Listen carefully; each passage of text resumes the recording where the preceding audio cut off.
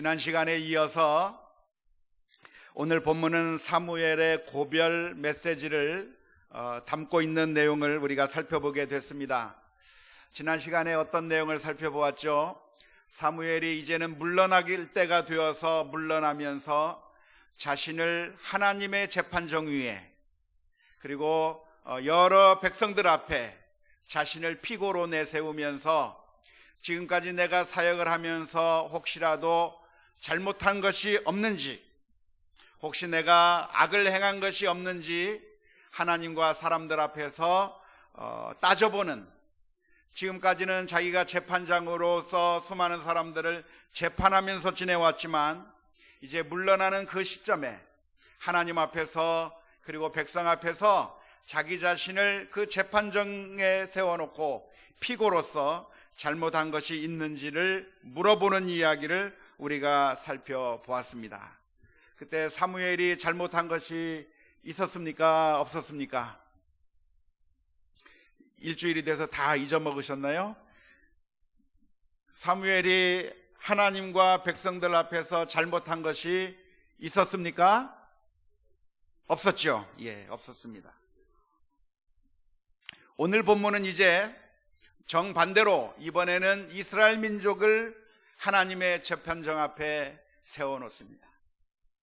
너희들이 지금까지 어떻게 하나님 앞에서 행하고 어떻게 살았는가에 대해서 이스라엘 민족들을 하나님의 재판정 앞에 세우면서 그 이스라엘 민족에 대해서 이야기하고 있는 내용이 오늘 본문의 말씀 가운데 기록되어 있는데, 사무엘은 그 이스라엘 민족이 지금까지 어떻게 살아왔는가, 어떻게 행해왔는가에 대해서 설명하고 있습니다. 먼저 사무엘이 설명하기 전에, 이스라엘 민족의 행위를 설명하기 전에 하나님께서 이스라엘 민족을 향해서 얼마나 큰 은혜와 사랑을 베풀어 주셨는가에 대해서 설명을 해 줍니다. 하나님께서 어떻게 해주셨나요? 이스라엘 민족을 구원에 베풀어 주셨습니다. 모세와 아론을 보내어서 이스라엘 민족으로 하여금 애굽에서부터 나올 수 있도록 해주신 하나님의 은혜를 이스라엘 민족들이 받았습니다. 그리고 이스라엘 민족들이 가나안 땅에 들어와서 살게 되는 그런 놀라운 축복을 이스라엘 민족들이 받았습니다. 하나님의 놀라운 은혜와 사랑을 받았다고 한다면 이스라엘 민족들이 하나님의 말씀에 순종하며 믿음으로 신실하게 살아야 했었지만, 이스라엘 민족들은 그렇게 산 것이 아니라 죄악을 범하면서 우상을 섬기며 하나님의 마음을 아프게 만든 그렇게 불순종의 길을 걸어갔던 그 역사를 사무엘이 설명하고 있습니다. 하나님께서는 그 불순종하는 이스라엘 민족을 심판하셨는데, 그 심판하실 때 이스라엘 민족이 하나님 앞에 울부짖을 때에 하나님께서는 이제 사사들을 보내어서 여룹바알을 보내고 또 바락을 보내고 입달을 보내고 그리고 사무엘을 보내서 이스라엘 민족을 구원해 주셨다고 하는 그 구원의 역사, 하나님께서 이스라엘 민족을 향해서 베풀어 주신 그 사랑의 역사를 설명한 다음에, 그런데 이스라엘 민족들이 어떻게 했는가? 이스라엘 민족이 지금까지 여러 번에 걸쳐서 죄악을 저지른 가운데 가장 큰 죄악을 저지른 것이 무엇이냐면 하나님 앞에 나가서 우리들에게도 왕을 세워달라고 한 것이 너무나도 큰 잘못이요 죄악이었다고 오늘 고소를 하고 있는 내용이 오늘 본문의 말씀입니다. 이스라엘 민족이 하나님의 뜻대로 살지 않았던 그런 긴 역사가 있었는데, 그 가운데서도 하나님께서 또 구원해 주시고 또 구원해 주시고 또 구원해 주셨는데, 이제는 하나님 앞에 대놓고 왕을 세워달라고 하는 그런 뻔뻔하고도 사악한 요구를 했다고 하는 것이 오늘 사무엘이 이스라엘 민족을 향해서 고발하고 있는 죄목이라고 하는 사실을 오늘 우리가 주목해 봤으면 좋겠습니다. 여기서 한번 질문을 던져보겠습니다. 왕을 세워달라고 하는 것이 잘못입니까? 잘못이 아닙니까? 왕을 세워달라 하는 이런 요구가 나쁜 요구입니까? 그런대로 괜찮은 요구입니까? 괜찮은 요구 같아요. 대통령을 세우는 것, 회장을 뽑는 것, 지도자를 뽑는 것, 괜찮은 것 같은 그 일을 이스라엘 민족들이 했는데, 사무엘 선지자는 뭐라고 이야기하냐면, 너희들이 행한 그 죄 가운데서 가장 큰 죄가 무엇인가? 하나님 앞에 가서 왕을 세워달라고 한 것이 가장 큰 죄라고 오늘 본문의 말씀 가운데서 기록하고 있는 겁니다. 이 말씀을 읽을 때 우리가 잘 이해가 되지 않습니다. 왜 왕을 세워달라고 하는 것이 그렇게 잘못된 요구일까? 왕을 세워달라고 하는 것이 뭐가 나쁠까? 우리가 도둑질한 것도 아니고 강도짓을 것도 아니고 간음한 것도 아니고 그런 죄를 저지른 것이 아니라 그저 백성으로서 당연한 권리처럼 보이는 왕을 세워달라고 하는 그 말이 왜 잘못인가 이해가 잘 안 되는데, 더 이해가 안 되는 것은 하나님께서 그 요구가 잘못된 것이라고 말씀하시면서 그 요구를 또 하나님께서 들어주셨어요. 잘못된 요구면 안 들어줘야 되잖아요. 그런데 하나님께서 들어주시면서 그게 잘못됐다라고 말씀하시니까 상당히 혼란스러운데, 이것이 잘못인지 아닌지 잘 깨닫지 못하는 이스라엘 민족을 향해서 이스라엘 민족들이 정말 잘못했다고 하는 사실을 분명하게 보여주기 위해서 사무엘이 이런 말을 했습니다. 오늘 읽은 말씀 사무엘상 12장 17절의 말씀에 이렇게 기록하고 있습니다. 오늘은 밀 베는 때가 아니냐? 내가 여호와께 아뢰리니 여호와께서 우레와 비를 보내사 너희가 왕을 구한 일 곧 여호와의 목전에서 범한 죄악이 큼을 너희에게 밝히 알게 하시리라. 밀을 베는 때가 언제냐면 한 해 12달 가운데서 5월이나 6월 정도에 이스라엘 민족들은 밀을 뱄다고 합니다. 그런데 그 밀을 베는 시기인 5월이나 6월 정도는 이스라엘 땅 가운데 기후로 치면 건기에 해당하는 그 기후가 있는 기간입니다. 이스라엘 땅은 우리나라처럼 이렇게 봄, 여름, 가을, 겨울 뭐 이런 식의 그 날씨가 진행되는 것이라기보다는 건기, 우기 이렇게 나누어져서 건기 때는 비가 오지 아니하고 우기 때 비가 오는 그런 특징을 가진 그런 날씨를 가지고 있었는데, 5월, 6월 때가 된 그 밀베는 시기는 건기에 해당해서 그 시기에는 비가 안 오는 것이 일반적인 모습이라고 말할 수 있는데, 사무엘이 말하는 겁니다. 여러분들, 지금이 때가 언제입니까? 지금이 밀베는 시기입니다. 5월, 6월입니다. 그러니까 여러분 지금까지 살아오면서 5, 6월에 비가 내린 적이 있습니까? 한 번도 없었죠.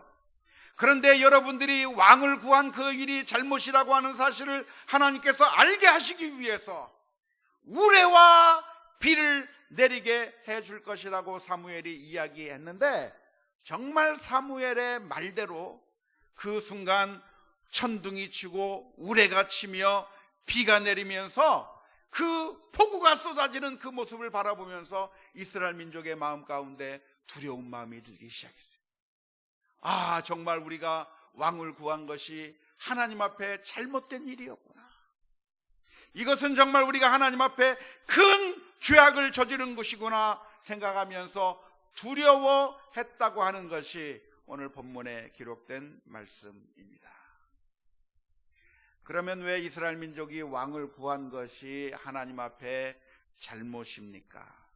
그것은, 왕을 구하는 것은 사실 잘못일 수도 있고 잘못이 아닐 수도 있습니다. 그런데 이스라엘 민족들이 왕을 구할 때 잘못된 마음으로 왕을 구한 겁니다.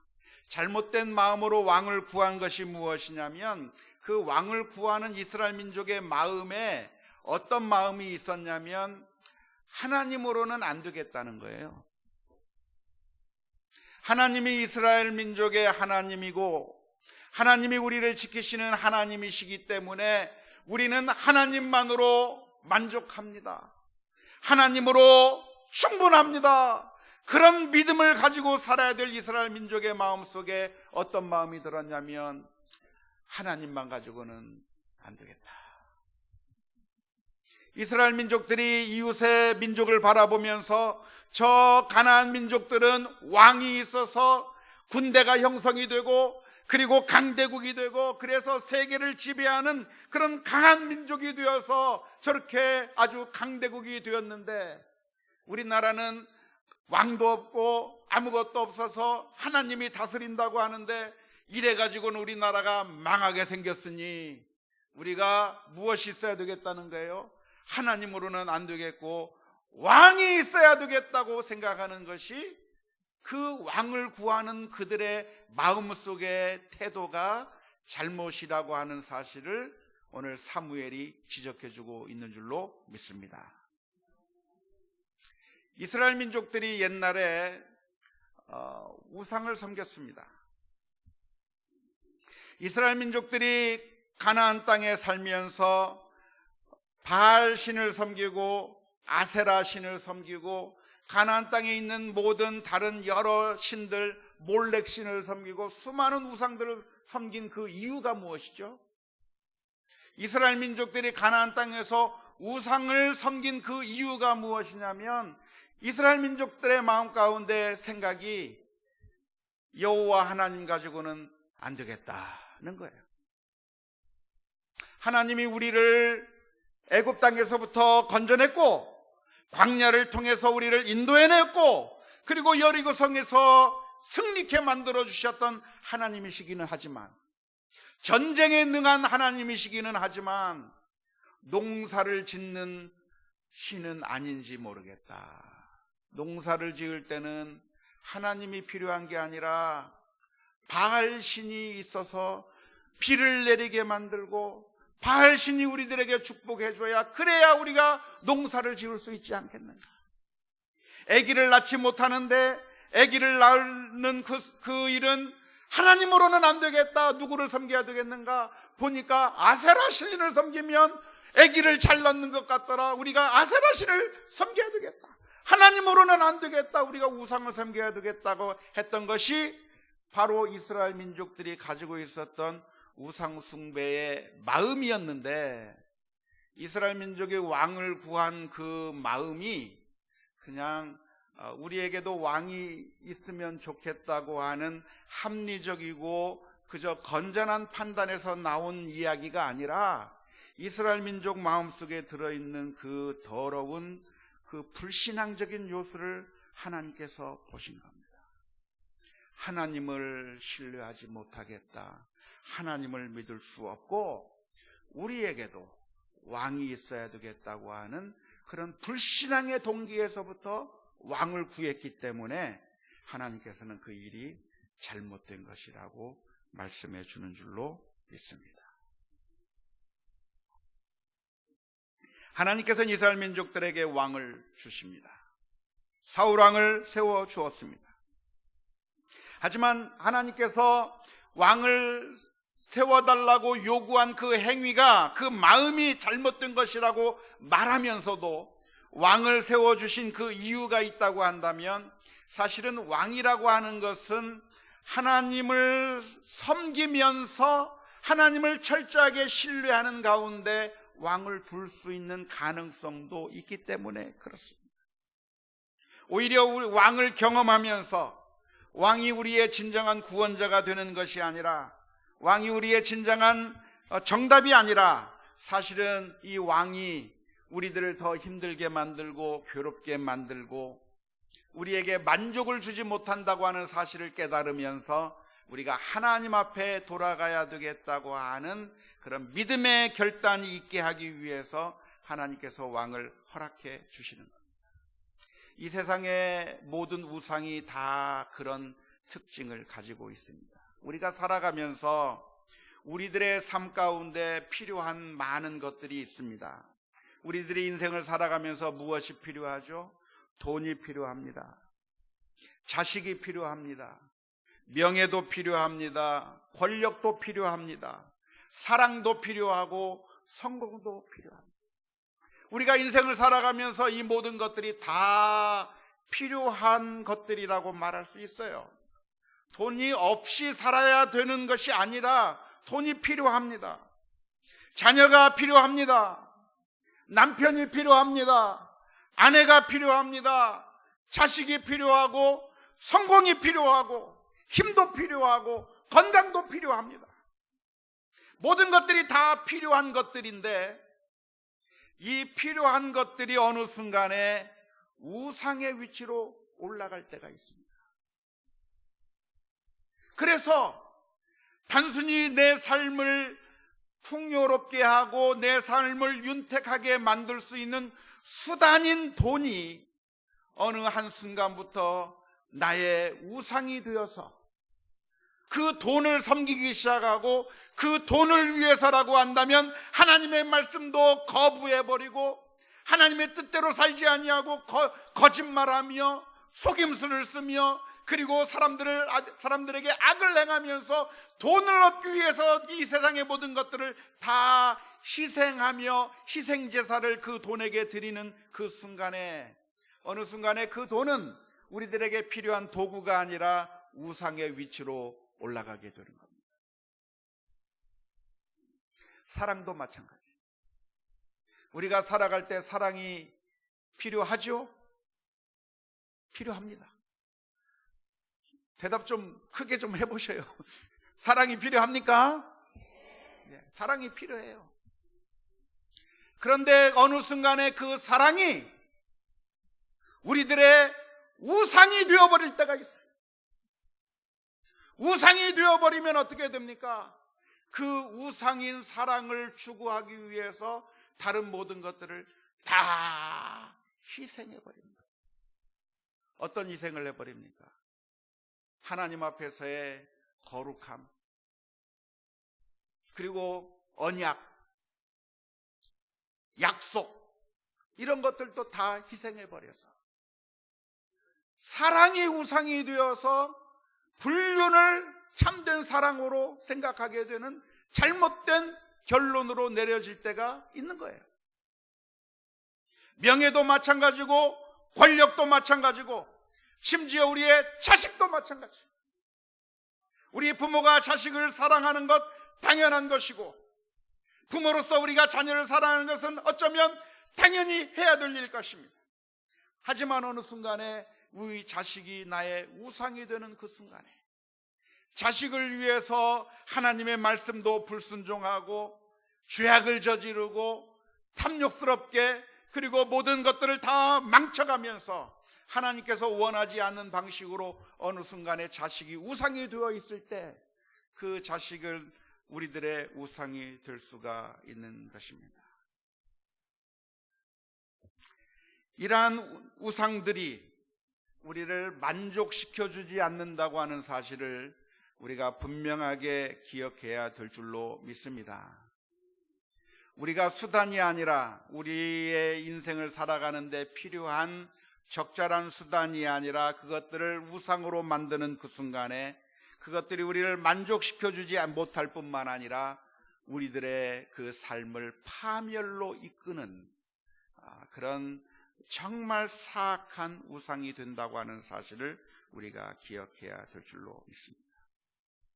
하나님께서는 이스라엘 민족에게 왕을 허락하시는데 이 왕을 우상으로 섬길 것이 아니라 하나님이 필요 없다고 하면서 왕을 나의 구세주로 왕을 나의 하나님으로 섬기는 그런 자세가 아니라 그저 왕은 우리의 제도를 위해서 있는 왕이고 우리는 그 왕이 있음에도 불구하고 하나님을 온전히 신뢰해서 왕과 더불어서 모든 백성들이 하나님을 경외하고 하나님의 말씀에 순종하며 살아갈 수만 있다고 한다면 왕의 제도도 그것은 우리들에게 유익한 제도가 될 수 있기 때문에 하나님께서 왕이라고 하는 제도를 허락해 주시는 줄로 믿습니다.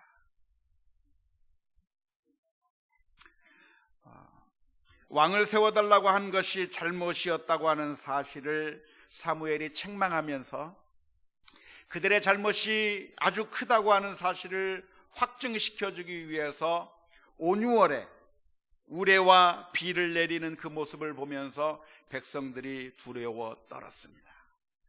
이제 어떻게 해야 됩니까?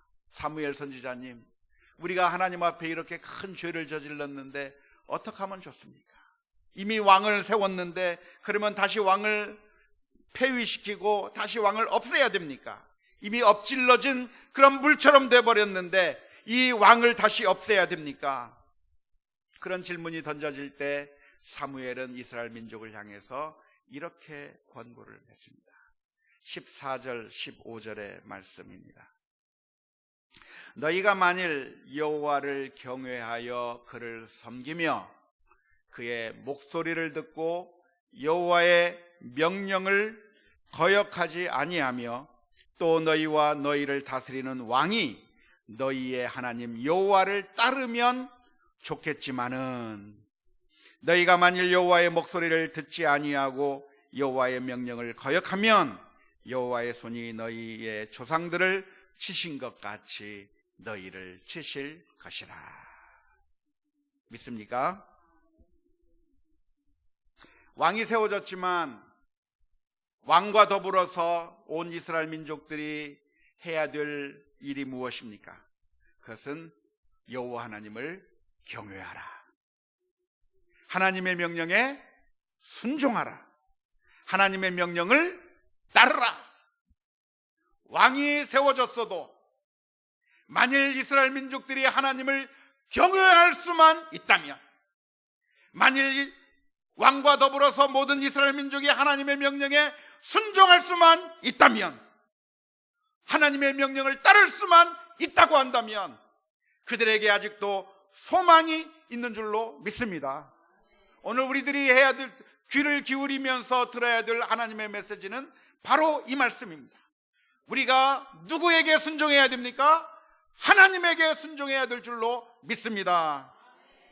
이 세상에 돈이 우리들에게 명령하는 대로가 아니라, 거짓 사랑이 우리들에게 명령하는 대로가 아니라, 자식이나 명예나 권력이나 성공이 우리를 이끄는 대로 순종해 나가는 것이 아니라 하나님의 말씀이 우리들에게 말씀해 주시는 대로 순종하며 나아갈 때 그 인생이 복된 인생이 되는 줄로 믿습니다.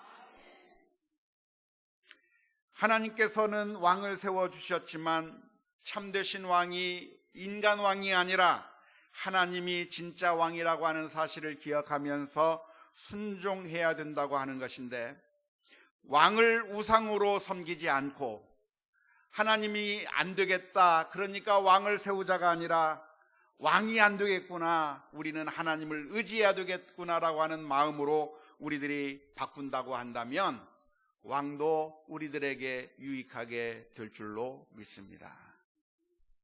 어느 날 하나님께서 아브라함을 향해서 말씀해 주셨습니다. 청천벽력과 같은 말씀을 해주셨습니다. 100세에 나는 아들과 함께 행복하게 살고 있던 그 아브라함을 향해서 하나님께서 무슨 명령을 내리셨습니까? 아브라함아, 내 아들 내 독자 이삭을 내게 바쳐라. 어떻게 바쳐요? 번제로 바쳐라. 불로 태워 죽여라. 그 명령을 들었을 때 아브라함이 방황하지 않고 하나님의 말씀에 순종했습니다. 왜 순종했습니까? 아브라함이 그 순간에 생각한 거예요. 하나님이냐 아들이냐? 하나님이 나의 하나님이냐 아들이 나의 하나님이냐? 둘 중에 하나를 선택하라고 한다면 누가 하나님이에요? 하나님이 하나님이에요. 그래서 아브라함은 하나님 앞에 그 아들을 바치면서, 하나님, 내 아들이 나의 소망이 아니고 내 아들이 나의 하나님이 아니라 하나님만이 나의 하나님입니다 고백하며 하나님 앞에 그 아들을 바치게 된 줄로 믿습니다. 그 순간에 하나님께서는 그 아들을 죽이라 라고 말씀하신 것이 아니라 하나님께서 그 아브라함을 보시면서 그 아이에게 손을 대지 말라, 아들을 죽이지 말라고 해요. 왜요? 내가 이제야 나를 경외하는 줄 알았노라. 네가 하나님이 아들을 하나님으로 섬기는 것이 아니라 나를 하나님으로 진정으로 섬기고 있다고 하는 사실을 확인하신 하나님께서 그 아들에게 손을 대지 말라 말씀해 주신 줄로 믿습니다. 하나님만 경외한다고 하는 것은 이 세상의 그 어떤 것도 의지하지 않는다고 하는 것을 의미하는 것은 아닙니다. 그러니까 하나님만을 의지하고 하나님만을 순종하고 하나님만을 왕으로 모신다고 하는 것은, 그러니까 우리들이 돈도 버려야 되고 자식도 버려야 되고 사랑도 버리고 명예도 권력도 인정받는 것도 성공도 다 버리고 빈털터리가 돼서 아무것도 없이 그저 하나님만 바라보고 살아야 된다라고 하는 그런 의미는 아닙니다. 물론 어떤 분들은 그렇게 말씀을 하셔요. 예를 들자면 병에 걸렸습니다. 암에 걸렸습니다. 하나님을 의지하십시오. 당신이 질병에서 낫기 위해서는 하나님만 의지하십시오라고 이야기합니다. 근데 약을 먹으려고 하면 왜 약을 먹냐고, 하나님을 의지해야지 왜 약을 먹냐고, 그래서 약을 못 먹게 하는 그런 사람들도 있습니다. 의사를 찾아가려고 하면 하나님을 의지해야지 왜 의사를 찾아가느냐고 그렇게 따지는 그런 경우도 종종 있습니다. 그렇게 하는 게 맞을까요? 잘못된 것일까요? 성경에 보면 그렇게 하는 것이 정말 맞는 것처럼 보이는 듯한 그런 성경 구절들이 좀 많이 들어 있습니다. 예를 들어서 이사야서 31장의 말씀을 보면 이스라엘 민족이 아수르의 침공을 당했을 때에 이스라엘 왕은 아수르 나라의 공격을 받았을 때 그 공격으로부터 이스라엘 민족을 보호하기 위해서 내린 결정이 무엇이냐면 애굽에게 도움을 요청하는 것이었습니다. 애굽 군대를 끌어와서 아수르와 더불어 싸워서 이기면 되겠다고 생각하면서 애굽에게 손을 벌리려고 했는데 이사야서 31장의 말씀을 보면 그러한 애굽에게 손을 벌리는 것은 잘못된 것이다 라고 이사야 선지자가 말씀하고 있어요. 기드온이 미디안 민족과 전쟁을 하러 나가는데 수만 명의 사람들이 몰려 있습니다. 그때 하나님께서 말씀하십니다. 그 가운데서 겁나는 사람, 이런 사람 다 집으로 돌아가게 만들어라. 그래도 수많은 사람들이 남아있으니까 이번에는 그 강에서 물을 떠먹게 만들어서 그 사람이 앉아서 먹는지 그냥 핥아 먹는지 그런 것들을 통해서 사람을 줄여서 몇 명으로 줄였습니까? 300명으로 줄였어요. 기드온의 300용사로 줄여서 하나님을 의지해야지 수만 명의 이스라엘 군대를 의지할 것이 아니라 하나님만 의지해야 된다고 하는 의미에서 300명으로 군대 숫자를 줄여버렸습니다. 다윗은 골리앗에게 나가면서 칼과 단창으로 나간 것이 아니라 하나님을 의지하기 때문에 칼도 버리고 단창도 버리고 오로지 가져간 것은 물맷돌만 가지고 다윗이 나아간 것을 보면 병에 걸렸을 때 하나님만 의지해야지 약도 의지하고 의사도 의지하고 하는 것이 잘못된 것처럼 생각될 때가 많이 있습니다. 시편 146편의 말씀에서도 너희가 방백들을 의지하지 말며 도울 힘이 없는 인생도 의지하지 말라고 했으니까 이 모든 것들을 다 의지하지 말고 오직 모든 것들을 다 내팽개친 채 하나님만 의지하는 것이 진짜 제대로 된 믿음이라고 생각하게 되는 경우들이 종종 있습니다. 하지만 그렇게 하는 것이 참된 믿음이 아니라 사실은 성경은 우리가 잘 심사숙고해서 하나님께서 무엇을 요구하시는지를 잘 살펴보아야 되는데요, 그러한 모든 표현들은 일종의 강조적인 용법이기 때문에 하나님께 의지해야 된다고 하는 것을 강조하기 위해서 그렇게 표현한 것이지, 우리가 모든 것을 다 버려야만 한다고 하는 것을 의미하는 것은 아닙니다. 예를 들어서 우리가 하나님만 전적으로 의지하면서 살아야 하기 때문에, 하나님만 전적으로 의지해야 되기 때문에 우리가 직장에서 일을 하지 않고 일을 전혀 하지 않고 그냥 기도만 하면서 하나님 나를 먹여 살려주세요, 일도 하지 않고 일은 하나도 하지 않으면서 하나님 먹여주세요, 살려주세요 하는 것이 옳겠습니까? 옳지 않아요. 우리는 기도하면서 일해야 하고 일하면서 기도하는 것이 당연한 것이지, 하나님을 신뢰하면서도 일을 해야 되는 것이지, 일을 전혀 하지 아니하면서 하나님 먹여주세요, 살려주세요 하고만 있다고 한다면 그 사람은 제대로 된 신앙이 아니라 엉터리 신앙이라고 이야기할 수 있는 거예요.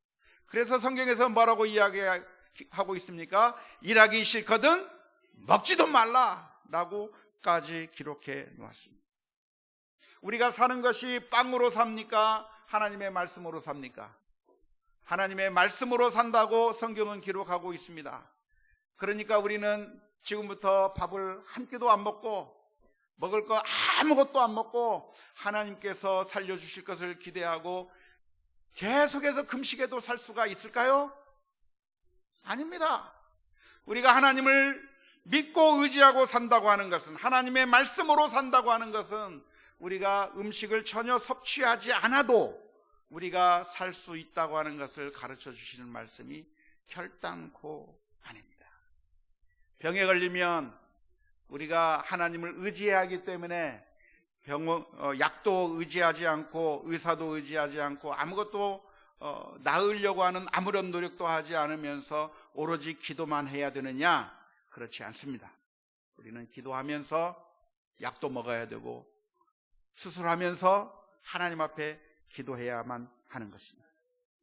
학생이 좋은 대학에 가기 위해서 하나님 내일 시험입니다, 아니 한 달 뒤에 시험입니다, 1년 뒤에 시험입니다, 저는 오로지 하나님만 의지해서 서울대학에 가겠습니다, 저는 지금부터 공부를 하나도 하지 않겠습니다, 오직 기도만 하겠습니다, 하나님께서 나를 서울대학에 입학시켜 주옵소서 하면 서울대학에 갈 수 있을까요? 그렇게 해서는 안 되는 거예요. 기도하면서 공부하고 공부하면서 기도하고 해야 그것이 바른 신앙이라고 말할 수가 있을 줄로 믿습니다. 우리 사회에는 두 가지 극단적인 잘못이 있습니다. 첫 번째 극단은 하나님을 의지하기 때문에 내가 아무것도 할 필요가 없다고 하는 그런 잘못된 맹신적인 태도가 잘못이라고 한다면, 또 하나의 잘못된 태도는 무엇입니까? 하나님이 무슨 소용이 있어, 내가 열심히 해야 먹고 살 수 있고, 내가 열심히 해야 공부 잘할 수 있고, 내가 열심히 해야 건강할 수 있지, 하나님은 아무 필요도 없다고 하는 불신앙적인 태도가 있습니다. 이 양 두 가지 극단적인 태도는 모두가 다 잘못된 태도. 바른 성경적인 태도는 어떤 태도입니까? 기도하면서 열심히 노력하면서 기도하고, 하나님 앞에 엎드리면서 열심히 수고하고 애쓰는 것이, 수고해서 모든 수확을 얻은 뒤에도 이것은 나의 힘과 노력으로 이루어진 것이 아니라 하나님의 은혜로 된 것이라고 고백하는 것이, 그것이 참된 믿음인 줄로 믿습니다. 그런 의미에서 왕은 이스라엘 민족의 믿음을 시험하는 거였습니다. 이스라엘 민족들은 왕을 세우면서도 하나님을 의지해야 했습니다. 그들이 맨 처음에 왕을 구한 것은 불신앙적인 동기에서 왕을 구했어요. 안 되겠다. 우리도 하나님만 믿어가지고는 안 되겠다. 우리가 하나님만 바라봐서는 안 되겠다. 우리가 왕을 구해야 되겠다고 하는 그런 불신앙적인 동기에서 왕을 구했습니다. 하지만 그들의 태도가 이제는 바뀌어서 왕이 있지만 왕만 의지할 것도 아니고 하나님을 의지하지만 그렇다고 해서 내가 두 손 다 놓고 아무 대책도 세우지 않는 그런 삶이 아니라 왕을 통해서 국가를 만들어 가면서도 하나님을 철저하게 신뢰하는 참된 믿음의 길을 달려가는 것이 되어야 될 줄로 믿습니다. 오늘 이 말씀은 오늘 우리들의 삶의 그 길을 분명하게 보여줍니다. 돈을 어떻게 해야 할 것인가에 대한 관점을 보여줍니다. 우리가 돈을 벌어야 됩니까? 벌 필요가 없습니까? 돈을 벌어야 해요.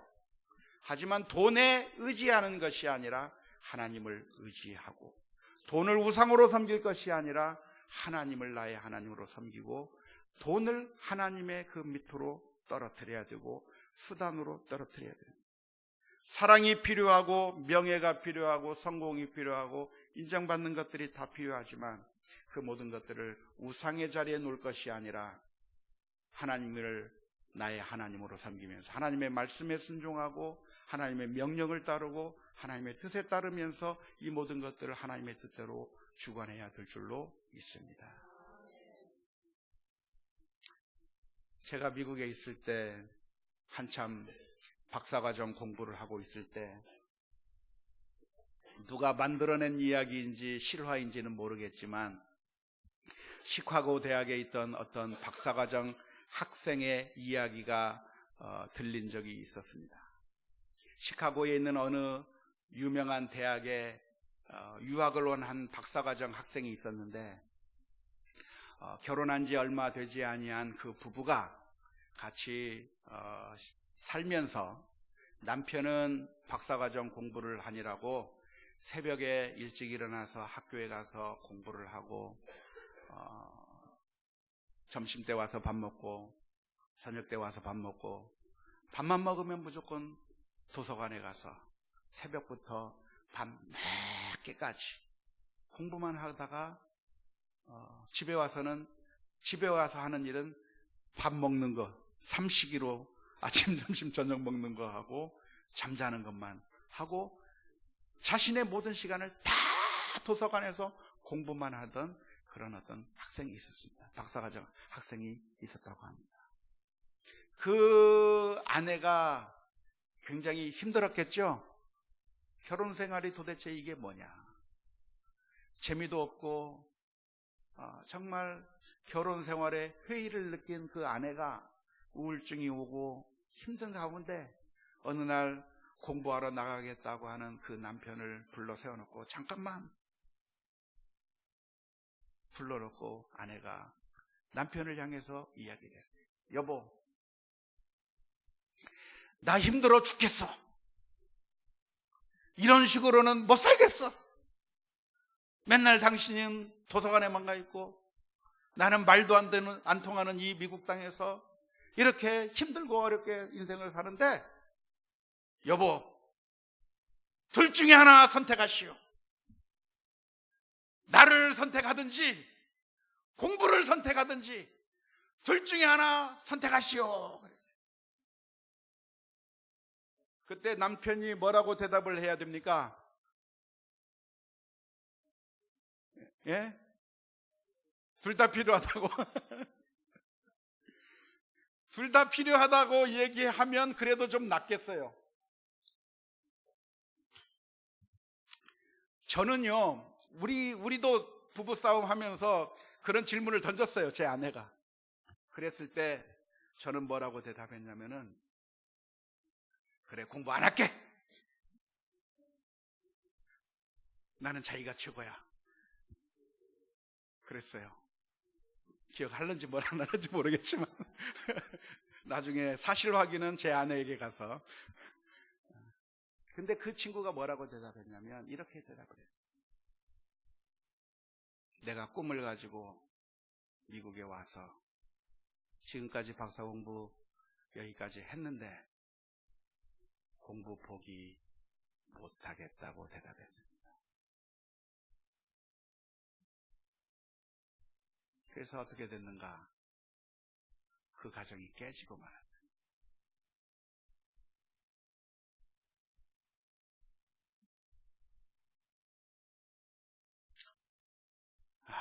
사실인지 아닌지 몰라요. 그냥 들리는 얘기인지 그냥 누가 만드는 얘기인지 실화인지 몰라요. 근데 그런 게 있었어요. 사랑하는 성도 여러분, 오늘 하나님께서 우리를 향해서 묻습니다. 사랑하는 김집사야, 사랑하는 이권사야, 하나님이냐 돈이냐, 하나님이냐 자존심이냐, 하나님이냐 아들이냐, 우리를 향해서 물어볼 때 오늘 저와 여러분들이 뭐라고 대답을 해야 정답입니까? 하나님 그래도 이게 좀 필요한데요가 정답이 아니고 어떤 대답이 정답이에요? 나에게는 하나님이 가장 소중합니다가 정답인 줄로 믿습니다. 그 옛날 아브라함이 하나님의 그 청천벽력과 같은 요구 앞에 내 아들을 주 앞에 바치겠습니다 라고 고백했던 그 담대한 믿음처럼 오늘 또 우리의 마음을 빼앗아가는 돈과 사랑과 명예와 성공과 자존심과 그 어느 것도 하나님과의 그 비교 가운데서 내가 이걸 놓으면 죽겠습니다가 아니라 하나님이 나의 하나님입니다, 하나님으로 충만합니다 라는 고백이 있어야 될 줄로 믿습니다. 그런데 사랑하는 성도 여러분, 아십니까?